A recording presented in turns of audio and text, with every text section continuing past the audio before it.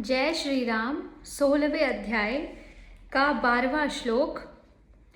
आशापाश शतैर्बद्धः काम क्रोध परायणः इहन्ते काम भोगार्थमन्या येनार्थ संचयान। आशापाश शतैः बद्धः काम क्रोध परायणः इहन्ते काम भोगार्थम अन्या येन अर्थ संचयान। अर्थात वे आशा की सैकड़ों फांसियों से बंधे हुए मनुष्य काम क्रोध के परायण होकर विषय भोगों के लिए अन्यायपूर्वक धन आदि पदार्थों को संग्रह करने की चेष्टा करते रहते हैं।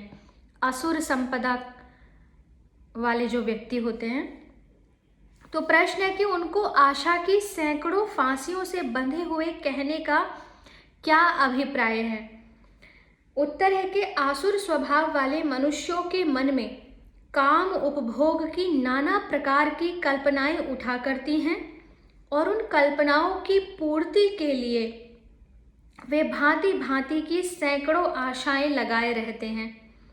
उनका मन कभी किसी विषय की आशा में लटकता है, कभी किसी में खिंचता है और कभी किसी में अटकता है।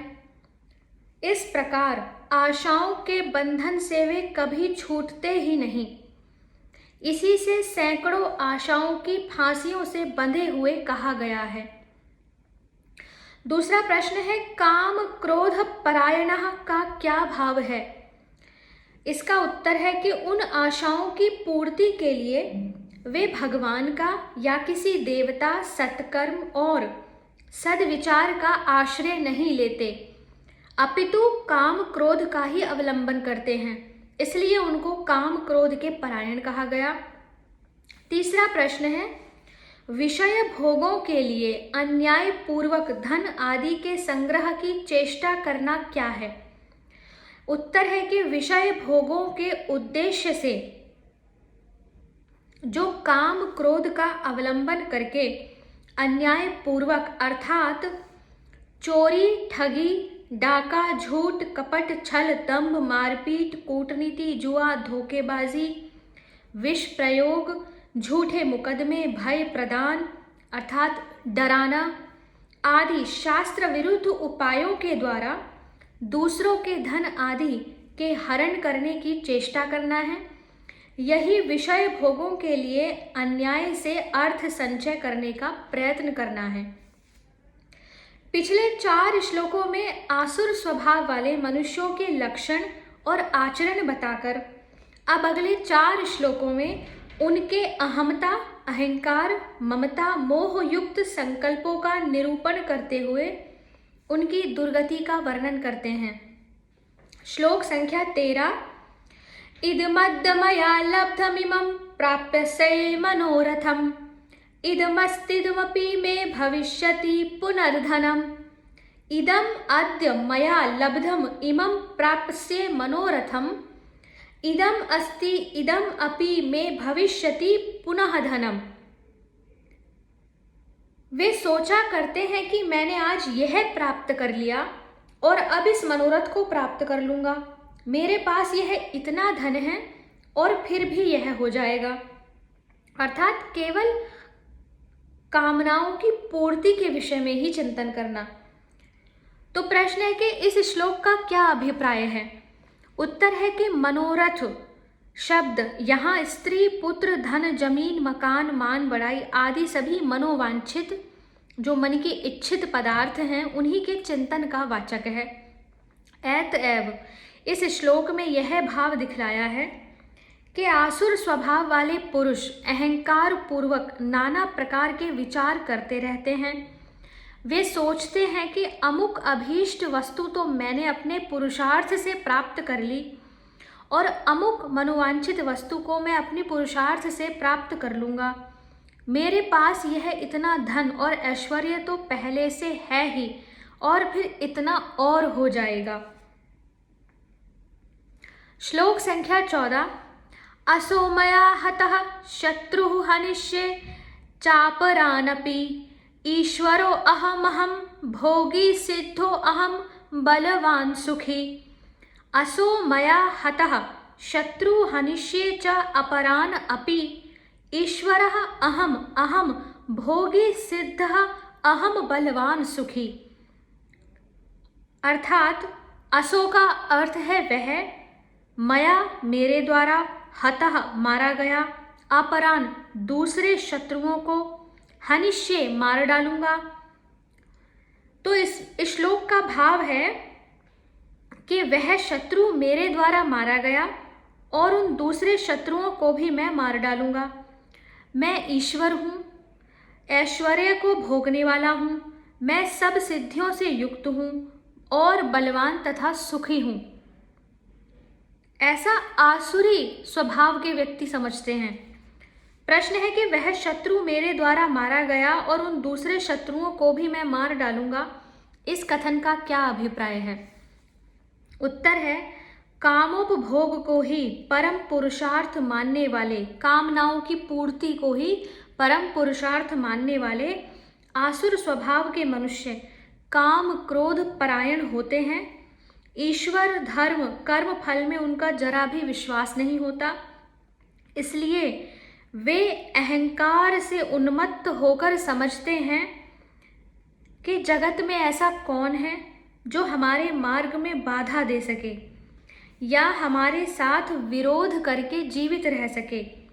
इसलिए वे क्रोध में भरकर घमंड के साथ क्रूर वाणी से कहा करते हैं कि वह जो इतना बड़ा बलवान और जगत प्रसिद्ध प्रभावशाली पुरुष था, हमसे वैर रखने के कारण देखते ही देखते हमारे द्वारा यमपुरी पहुंचा दिया गया।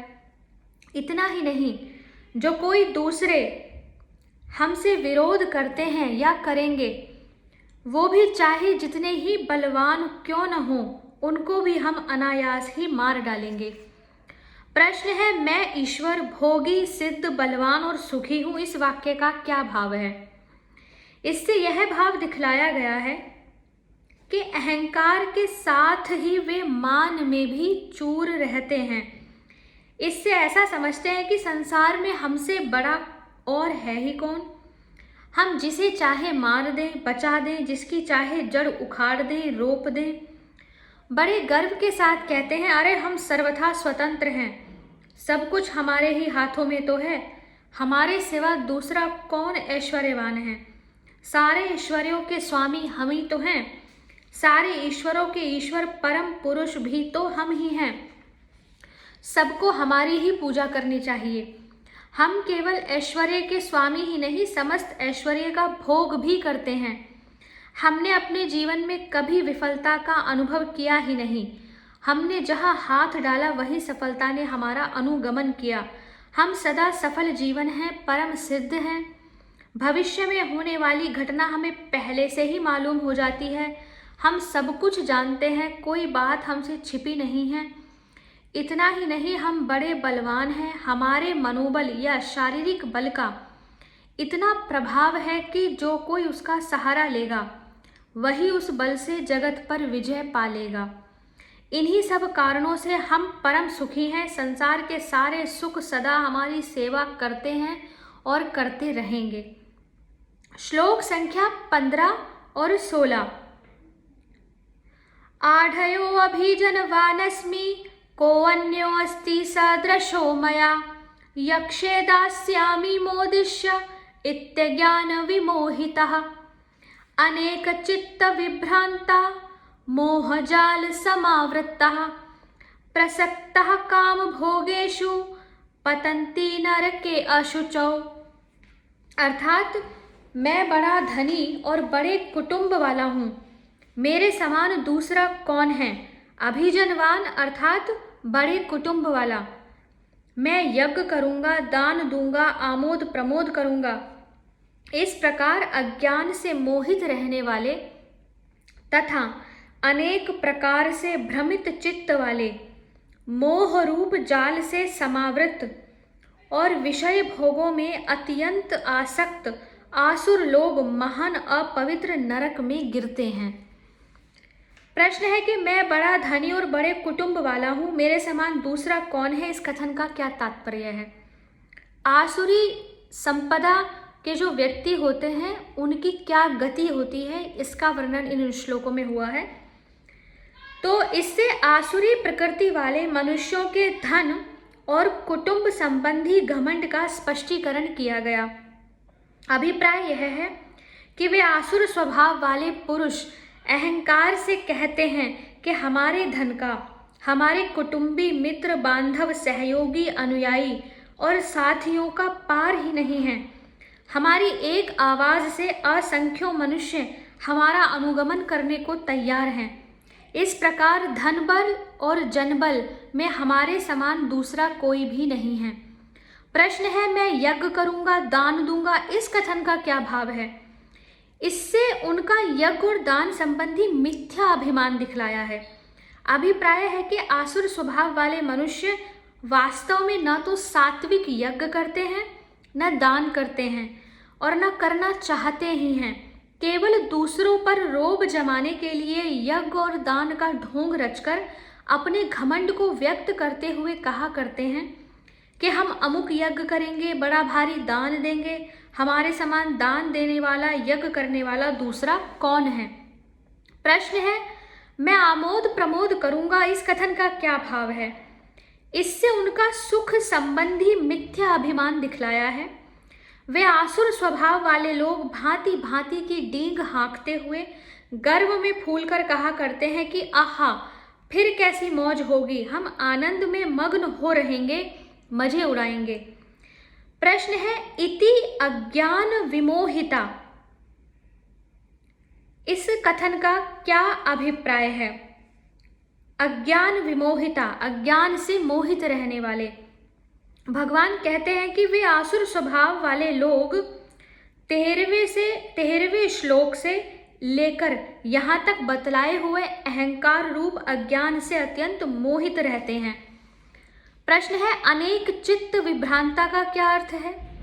इसका अर्थ है कि आसुर स्वभाव वाले मनुष्यों का चित्त अनेकों विषयों में विविध प्रकार से भ्रांति में रहता है। वे किसी भी विषय पर स्थिर नहीं रहते, भटकते ही रहते हैं।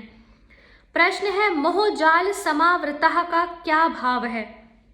इसका भाव है कि जैसे मछली जाल में फंसकर घिरी रहती है, वैसे ही असुर स्वभाव वाले मनुष्य अविवेकी रूप मोह माया के जाल में फंसकर उससे घिरे रहते हैं। प्रश्न है, काम भोगेषु प्रसक्तः का क्या भाव है? इससे यह भाव दिखलाया है कि आसुरी प्रकृति वाले मनुष्य विषय उपभोग को ही जीवन का एकमात्र ध्येय मानते हैं और उसी में विशेष रूप से आसक्त रहते हैं। प्रसक्तः अर्थात अत्यंत आसक्त। प्रश्न है, वे अपवित्र नरक में गिरते हैं, इस कथन का क्या भाव है? इससे उन आसुर स्वभाव वाले मनुष्यों की दुर्गति का वर्णन किया गया है।